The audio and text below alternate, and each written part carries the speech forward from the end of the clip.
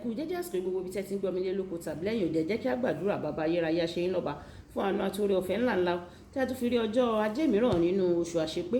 Ògo yín àti ọlá ní fún orúkọ yín o, fún àṣepé tí ẹ ṣe nínú ayé wa, nínú ẹbí wa, nínú ìdílé wa. A sì gbàdúrà wípé ní ọ̀sẹ̀ yìí a ó rí ojú rere, àánú, ìtẹ̀síwájú, ajé ọrọ̀ yóò bá wa wálé ní orúkọ Jésù. Ọ̀rọ̀ tí a gbọ́ lénìí yóò ṣe ayé àti ọkàn wa ní rere. Tó ti a gbàdúrà ní orúkọ Jésù Kristi Olúwa wa. Àmín. Àmín ní orúkọ Jésù. Ìwé ọ̀run ṣíṣí tí a ti ọwọ́ olùṣọ́ àgùntàn yín náà kọ Adéjàre Adébóyè kọ. Èní ọjọ́ ajé, ọjọ́ kẹjọ oṣù keje. Àkòrí tí a ó gbéyẹ̀wò sọ wípé òfin ìkórè apá kìíní. Òfin ìkórè apá kìíní, a mú àkọ́sórí wa nínú ìwé Genesis orí ìkẹjọ ẹsẹ̀ ìkejìléníogún. Genesis orí ìkẹjọ ẹsẹ̀ ìkejìléníogún.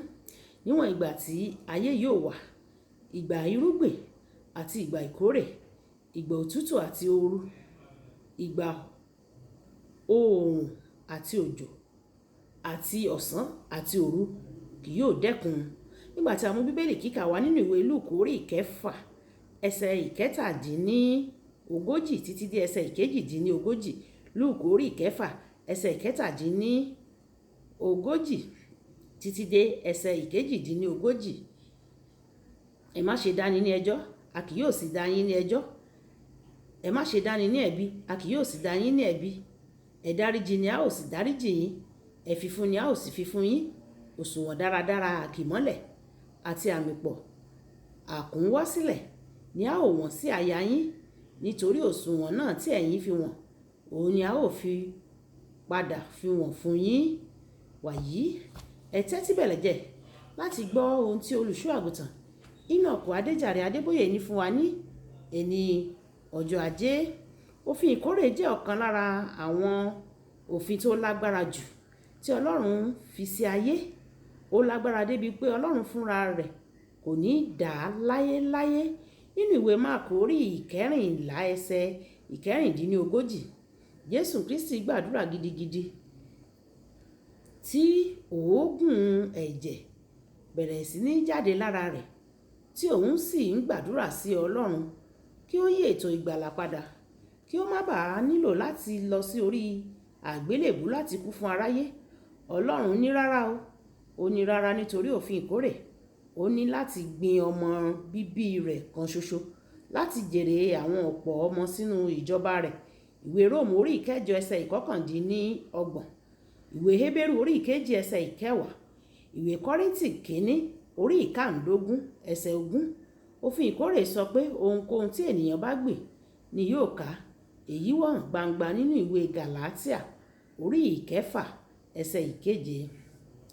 Kí a má ṣe tàn yín jẹ, a kò lè gan Ọlọ́run, nítorí ohunkóhun tí ènìyàn bá fúrúgbìn, òun ni yóò sì ká. Ohun mìíràn tó dára nípa òfin ìkórè ni pé ìwọ yóò ká ohun tí o gbìn ní ìlọ́po ìlọ́po. Ìwé Hósáyà orí ìkẹjọ ẹsẹ̀ ìkeje. Nítorí náà, ní ìgbàkúgbà tí o bá ń ṣe ìtọrẹ àánú tàbí tí òun fi fúnni, yóò padà wá bá ọ ní ọ̀nà ìlọ́po. Èyí sì jẹ́ òfin tí ohunkóhun kò lè yí padà. Òfin ìkórè máa ń lágbára sí i nígbà tí ó bá ń ṣiṣẹ́ ní ọ̀nà méjì. Àkọ́kọ́ ni òfin àkọ́so èso àkọ́kọ́. Nígbà tí èkejì bá jẹ́ òfin ìdámẹ́wàá. Àwọn òfin méjèèjì máa ń ṣe iṣẹ́ ìbùkún àkúnwọ́sílẹ̀. Àwọn ibi méjì péré ló wà nínú Bíbélì níbi tí Ọlọ́run ti sọ pé òun yóò ṣe ohun kan, òun yóò bùkún fún ọ tó bẹ́ẹ̀ tí kò ní sí àyè láti gbà. Ìwé Òwe orí ìkẹta ẹsẹ̀ ìkẹsàn-án dé ìkẹwàá. Málákì orí ìkẹta ẹsẹ̀ ìkẹwàá. Àwọn ibi kíkà méjèèjì yìí fi hàn kedere àṣírí ìbùkún àtòkèwá àti àṣírí ìbùkún àkúnwọ́sílẹ̀. Ní ọ̀pọ̀ ìgbà, nígbà tí àwọn ènìyàn bá ń gbàdúrà fún ìbùkún àkúnwọ́sílẹ̀, Ọlọ́run retí kí wọ́n pa òfin èso àkọ́kọ́ àti òfin ìdámẹ́wàá mọ́ kí wọ́n lè gba àwọn ìbùkún tí wọ́n ń wá. Àwọn onígbàgbọ́ yóò dẹ́kun láti máa làkàkà pẹ̀lú ètò ìṣúná wọn nígbà tí wọ́n bá gbọ́ràn sí òfin ìkórè àtòkèwá nínú iṣẹ́ wọn, nínú okòwò wọn àti nínú ìfifúnni wọn. Ọlọ́run alágbára fúnra rẹ̀ ló fi òfin ìkórè sí ayé tí a wà yìí o. Ó sì ń retí kí a pa á mọ́. Fún àpẹẹrẹ, nígbà tí a kọ́kọ́ sọ fún mi nípa ìdámẹ́wàá sísan, mo ní kò ní ìtumọ̀ sí mi ní ti ìmọ̀ ìṣirò, ṣùgbọ́n mo gbọ́ràn o. Mo wòye nígbà náà pé tí gbogbo ìdá 100 kò bá tó láti gbọ́ gbogbo àìní mi, báwo ni ìdá 90 nínú 100 ṣe fẹ́ tó? Lẹ́yìn tí mo yọ ìdámẹ́wàá kúrò gẹ́gẹ́ bí owó ìdámẹ́wàá mi, ọpẹ́ ni fún Ọlọ́run, mo pinnu láti dán òfin ìdámẹ́wàá náà wò. Sí ìyàlẹ́nu mi o, mo ṣàwárí pé òótọ́ ni o. Kókó ọ̀rọ̀: ohun tí o bá gbìn ni ìwọ yóò ká ní ìlọ́po tó pọ̀.